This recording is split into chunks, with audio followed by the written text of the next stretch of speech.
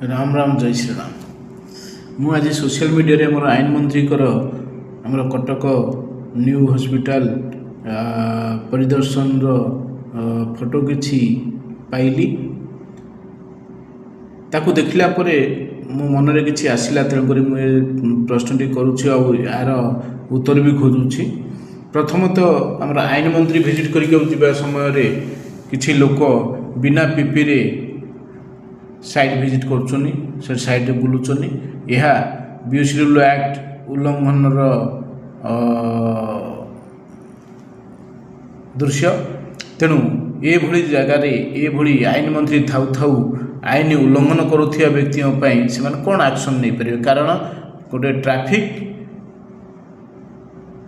Management plan हिसाब रे जदि जड़े बिना हेलमेट रे जाउची ताउ फाइन हो जाउची। एमिति भी किछि मिछ फाइन भी पड़ुची, जाकि सेटा मो पाखरे प्रमाण भी अच्छी। हाँ, तो ये हूँ प्रथम कथा। द्वितीय कथा, आमे गोटे ब्रांडेड कंपनी को आमे प्रोजेक्ट देचे।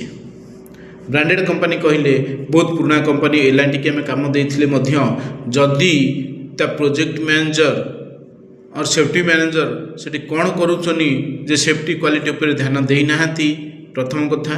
द्वितीय कथा, से माने आपण मानकू इंडक्टेड करिचनी कि नाही ता मध्य एक द्वितीय बड़ कथा।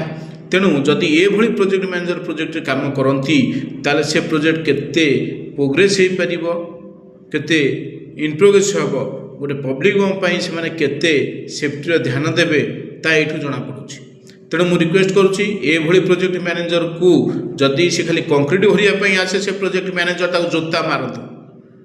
जदि ये भली कंक्रीट भरियापी आसे ताले आमर गोटा लेबर भी कंक्रीट भरुछि, गोटा लेबर कंक्रीट भरी दउछि। तेणु ये भली प्रोजेक्ट मैनेजर एल&टी थाउ थाउ एल&टी भली कंपनी प्रोजेक्ट मैनेजर थाउ थाउ जदि सी आसी क्वालिटी सेफ्टी को अवॉइड करे ता माने होछि CA not eligible for that project for that post. तेणु एति रिक्वेस्ट करी आईन मंत्री की ये गुड़ा से फॉलो करिछि ना फॉलो करिनी। आ जदि आपण सेटा को एक्चुअल आईन अनुसार बाहर न करती ता माने आपण स्वार्थ देखुछनी, आपण पब्लिक सेफ्टी देखुनांती। कृपा करी आप ध्यान दियंतु एवं यार सॉल्यूशन बाहर करंतु। आ एटा को पब्लिक रे प्रेजेंट करंतु। काहेकि ना मु ए वीडियो पब्लिक रे पकिया पई जाउछि। कहीं ये भली भूल एल&टी कंपनी पर हवा अनुचित।